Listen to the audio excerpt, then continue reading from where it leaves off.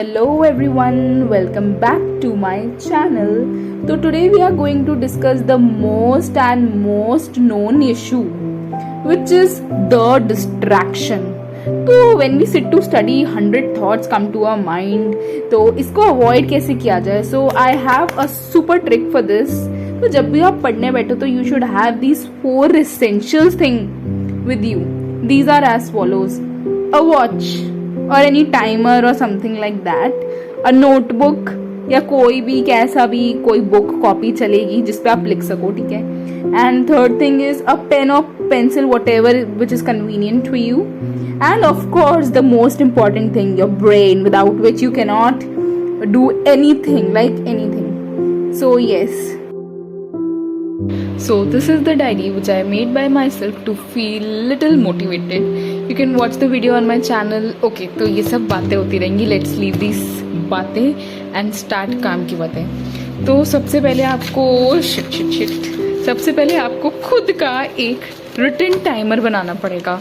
पर written timer बनाने का मतलब ये नहीं कि वॉच की जरूरत नहीं है. वॉच की जरूरत पड़ेगी.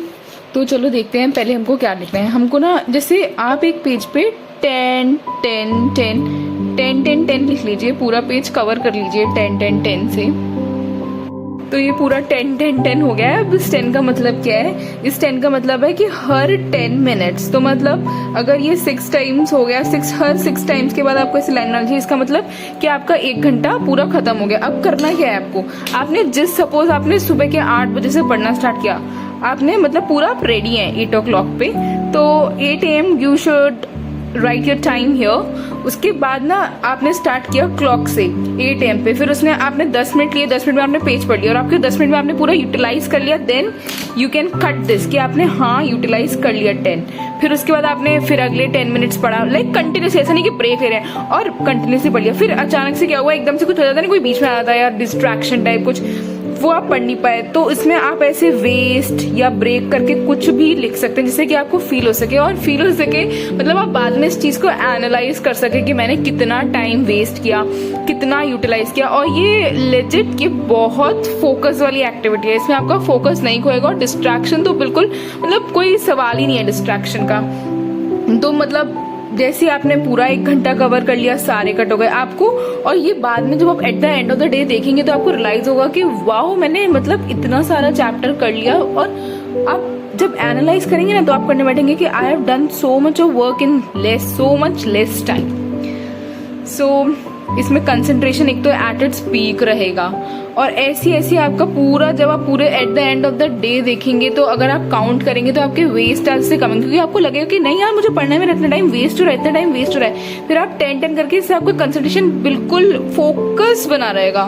तो yes, so through this technique you will be able to count your wasteful and useful hours. और इससे आपको पता भी नहीं चलेगा कि 1 घंटा या वट एवर आवर्स आपके कब निकल गए. एंड ट्रस्ट मी, जब आप सोने बैठोगे ना तो आपको इतना सेटिस्फाइड फील होगा ना थ्रू दिस टेक, क्योंकि बहुत सारी चीजें होती हैं जो हमें डिस्ट्रैक्शन फील करती है, हम नहीं पढ़ पाते. और इससे अगर आपके साथ एक कॉपी, पेंसिल, वॉच और जो आप पढ़ रहे हैं वो लगा रहेगा, मतलब आपको ये होगा ना कि मुझे कट करना है. और कट करना है कब कट करना है? जब आपको पढ़ लिया.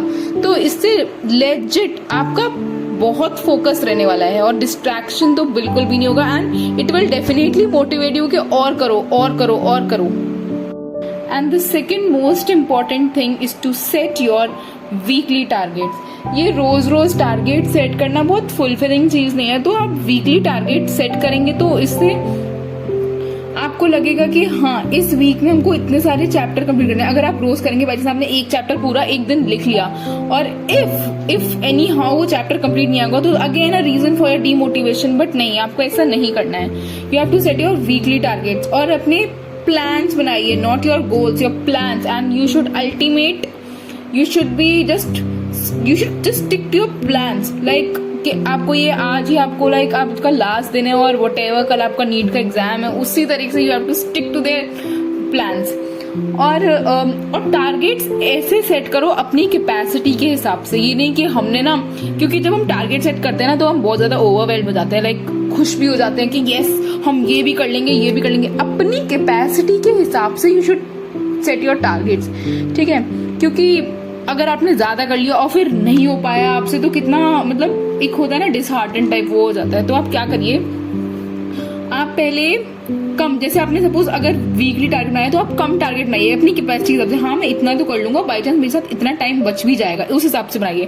पर अगर आपने उतना ही टारगेट बनाया और आपके पास टाइम बच रहा है और आपने कुछ एक्स्ट्रा भी कर लिया, तो अगेन आपके लिए एक रिवॉर्ड हो जाएगा कि वो आपने आपने टारगेट इतना बनाया था बट आपने एक्स्ट्रा कर लिया। तो अपनी कैपेसिटी के हिसाब से you should set your targets. So this is all for this video.